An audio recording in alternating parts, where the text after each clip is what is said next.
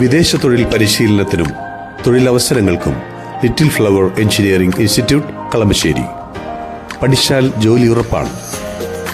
സ്വന്തം വസതികളിൽ പോലും പരിഭ്രാന്തിയോടെ കഴിയേണ്ടി വരുന്ന ഒരു ഭരണാധികാരിയായി നരേന്ദ്രമോദി മാറിയിരിക്കുകയാണ്. പണ്ടേ നോട്ട് നിരോധനമടക്കമുള്ള തീരുമാനങ്ങൾ അർദ്ധരാത്രിയിൽ പ്രഖ്യാപിച്ച് ശീലിച്ച പ്രധാനമന്ത്രി ഇന്ന് അർദ്ധരാത്രിയിൽ ക്യാമറയ്ക്ക് മുന്നിലെത്തുന്നത് ഭയം കൊണ്ടാണ്. എന്നാൽ ആ അടച്ചുപൂട്ടലുകൾക്കൊന്നും പതർച്ചയെ മൂടിവയ്ക്കാൻ സാധിക്കുന്നില്ല. ഒരു വശത്ത് രാജ്യത്ത് കൊടുമ്പിരി കൊള്ളുന്ന CJP പ്രക്ഷോഭത്തിൽ കേന്ദ്ര സർക്കാർ പൂർണ്ണമായും പരാജയപ്പെട്ടു.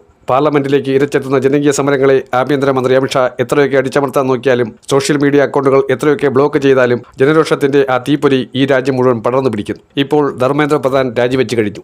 ഈ ആഭ്യന്തര പ്രക്ഷോഭങ്ങൾക്കൊടുവിലേക്കാണ് ഇപ്പോൾ ഇടുത്തി പോലെ അടുത്ത തിരിച്ചടി എത്തുന്നത്. അമേരിക്ക ഇറാൻ യുദ്ധം വീണ്ടും കൊടുമ്പിരി കൊള്ളുകയും പശ്ചിമേഷ്യൻ പ്രതിസന്ധി രൂക്ഷമാകുകയും ചെയ്തതോടെ ആഗോള എണ്ണ വിപണി പൂർണ്ണമായും തകർന്നിരിക്കുകയാണ്. ഇറാനിൽ നിന്നുള്ള വിളികളും ഡൽഹിയെ അങ്ങനെ സമ്മർദ്ദത്തിലാക്കുന്നു. റഷ്യ കൂടി ഇന്ത്യയ്ക്കുള്ള ഡിസ്കൗണ്ടുകൾ വെട്ടിക്കുറച്ചതോടെ കാര്യങ്ങളെല്ലാം കൈവിട്ടു പോവുകയാണ്. ഇതിന്റെ നേരിട്ടുള്ള ഒരു പ്രഹരമാണ് ഇനി ജനങ്ങൾ അനുഭവിക്കാൻ പോകുന്നത്.